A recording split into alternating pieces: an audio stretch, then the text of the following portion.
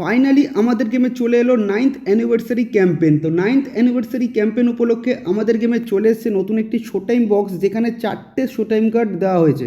তো এই 4টে show time কার্ডের মধ্যে একটা সিলেকশন কন্ট্যাক্ট টোকেনের দ্বারা আমরা কিন্তু একটা প্লেয়ার নিতে পারবো। তো এবার প্রশ্ন হচ্ছে যে এই 4টে কার্ডের মধ্যে কোন কার্ডটা সাইন করা বেস্ট হবে, যেহেতু একটাই অপশান রয়েছে, মানে একটাই সিলেকশন কন্ট্যাক্ট টোকেন রয়েছে, তাহলে কোন প্লেয়ারটা সাইন করলে তোমার জন্য বেস্ট হবে সেটা কিন্তু এই ভিডিওতে স্ট্যাটস সহ তোমাদের আমি জানাবো। তো তোমরা কীভাবে সিলেকশন কন্ট্যাক্ট টোকেন পাবে, তার সাথে এই বক্সের বেস্ট প্লেয়ারকে সব কিছুই তোমরা ডিটেলস এই ভিডিওর দ্বারা পাচ্ছ। তো ভিডিওটা খুবই ইন্টারেস্টিং প্লাস ইম্পর্টেন্ট দুটোই কিন্তু হতে চলেছে, তাই একদম ভিডিওটা স্কিপ না করে পুরো ভিডিওটা দেখো। যারা ইউটিউব থেকে দেখছো অবশ্যই চ্যানেলটা সাবস্ক্রাইব করে সাথে থাকো, যারা ফেসবুক থেকে দেখছো অবশ্যই পেজটাকে ফলো করে দাও। তো চলো শুরু করছি আজকের ভিডিও। তো আমাদের এই যে বক্সটা দিয়েছে, এই বক্স থেকে কিন্তু একটাই সিলেকশন কন্ট্যাক্ট টোকেন আমরা পাবো। সেটা কীভাবে সেটা তোমাদের আগে দেখিয়ে দিই। তো মিশনে চলে যাচ্ছি, মিশনে যাওয়ার পর এখানে দেখবে ক্যাম্পেন হাব রয়েছে, বেশি কিছু না, একদম শেষে চলে আসবে, দেখতে পাবে এখানে সেই সিলেকশন কন্ট্যাক্ট টোকেনটা রয়েছে, যেটা কিন্তু লকড। এই লকটা খুলবে হচ্ছে তোমার 28 তারিখ, ঠিক আছে? প্রত্যেক সপ্তাহে একটা করে খুলবে, 21 দিনের ক্যাম্পেন এটা। তো লাস্ট সপ্তাহে কিন্তু এই লকটা খুলছে। তো ম্যাচ খেলে খেলে তোমাদেরকে জাস্ট এইগুলো এগোতে হবে, এটা সকলেই জানো আশা করছি।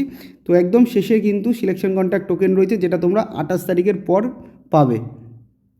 এবার আমরা দেখতে চলেছি ওই বক্সে বেস্ট কার্ড কোনটা। তো ওই বক্সে টোটাল 4খানা কার্ড রয়েছে, সেটা তো তোমরা দেখেছো। তো 4খানা কার্ডের মধ্যে সর্বশেষে আমি কথা বলতে চলেছি এই যে ইংল্যান্ডের যেই লেফট ব্যাকটা দিয়েছে, তো সেই লেফট ব্যাকটার স্ট্যাটস আমি তোমাদের দেখাতে চলেছি।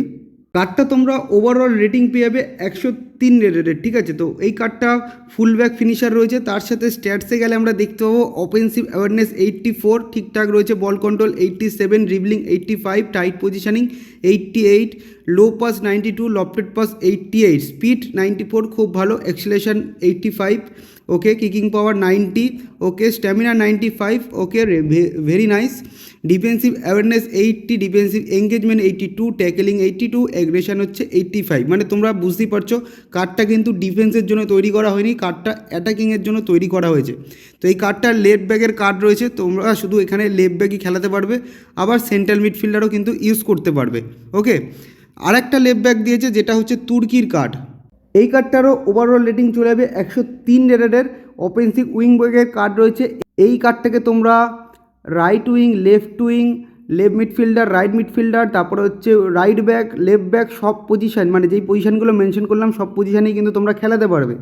তার সাথে এটার স্ট্যাটসটাও কিন্তু ভালো লেগেছে আমার খুবই, যেখানে দেখতে পাচ্ছ offensive awareness 82, ball control 85, dribbling 87, tight position 84, speed 97, খুবই ভালো, এক্সিলেশন 95, কিকিং পাওয়ার 90, স্ট্যামিনা 100।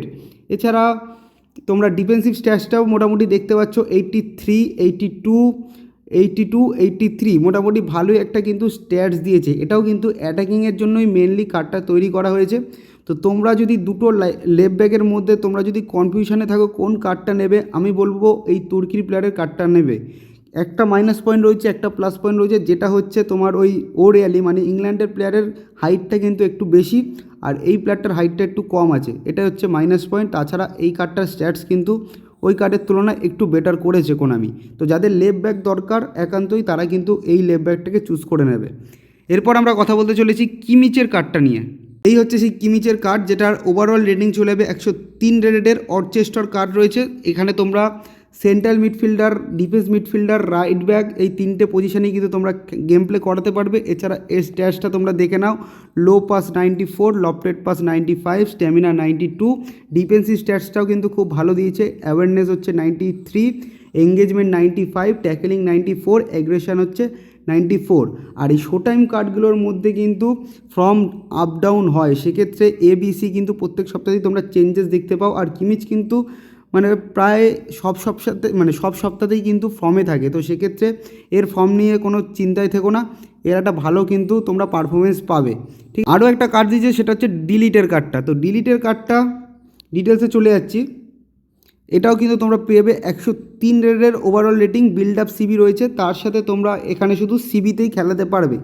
এটা কিন্তু বিল্ড আপ সিবি, তো বিল্ড আপ সিবি মাঝে মাঝেই কোনামি দেয়। যদি তোমার কাছে ভালো সিবি না থাকে, চোখ বন্ধ করে কোনো কার্ডের দিকে তাকাতে হবে না, সিবি ডিলাইটকে নিয়ে নিতে পারো। তো এই ডিলিটের স্ট্যাটসটা তোমাদের একবার দেখাই। জাম্প দেখো 93, এমনি ওর হাইটটা খুবই ভালো, অলমোস্ট 187 মনে হয় সম্ভবত, হ্যাঁ 187।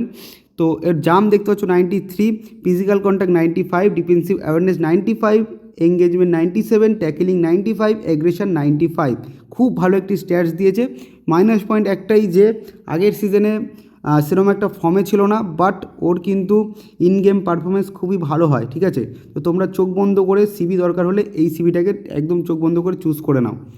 তো 4টে কার্ডের স্ট্যাটস কিন্তু আমি তোমাদের শেয়ার করলাম।